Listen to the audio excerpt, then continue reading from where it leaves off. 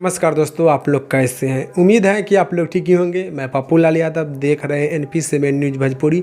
तो बहुत बहुत स्वागत बा। अगर आप लोग अभी तक NP7 न्यूज़ भोजपुरी को सब्सक्राइब नहीं किए हैं तो नीचे का लाल बटन दबाकर सब्सक्राइब कर दीजिए और साथ ही साथ वीडियो को लाइक कर दीजिए। तो दोस्तों, आप लोग हमनी के चैनल NP7 न्यूज़ भोजपुरी को सब्सक्राइब जरूर कीजिएगा, काहे कि मेरा 2 चैनल यूट्यूब पर से डिलीट हो गया है। तो खेसारी लाल यादव जी और सोम्या जी के वीडियो आ रहा बा।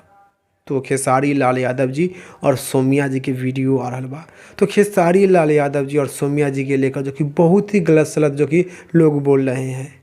कुछ दो चार गो कुत्ते हैं जो कि फेसबुक पेज पर आकर जो कि खेसारी लाल यादव जी और सोम्या जी के बारे में बहुत ही गलत सलत बोल रहे हैं।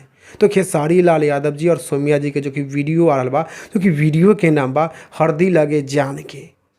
खेसारी लाल यादव जी और सोम्या जी के वीडियो आ रहा बा, जो कि वीडियो के नाम बा हरदी लगे जान के।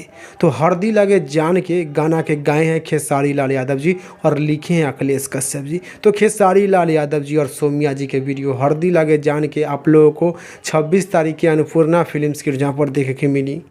खेसारी लाल यादव जी और सोम्या जी के वीडियो हरदी लगे जान के 26 तारीख के सुबह में अन्नपूर्णा फिल्म्स के जहाँ पर देखे के मिली। तो खेसारी लाल यादव जी और सोम्या जी के जो कि वीडियो आ रहा बा हरदी लगे जान के। तो हरदी लगे जान के वीडियो के टीजर कल सुबह अन्नपूर्णा फिल्म्स के जहाँ पर रिलीज कर दिया जाएगा। तो खेसारी लाल यादव जी और सोम्या जी के वीडियो आ रहा बा 26 तारीख के अन्नपूर्णा फिल्म्स के जहाँ पर। तो आप लोग 26 तारीख के अन्नपूर्णा फिल्म्स के जहाँ पर खेसारी लाल यादव जी और सोम्या जी के वीडियो देखना नहीं भूलिएगा, काहे कि कुछ लोग अभी से खेसारी लाल यादव जी और सोम्या जी के बारे में बहुत ही गलत सलत बोल रहे हैं फेसबुक पेज पर।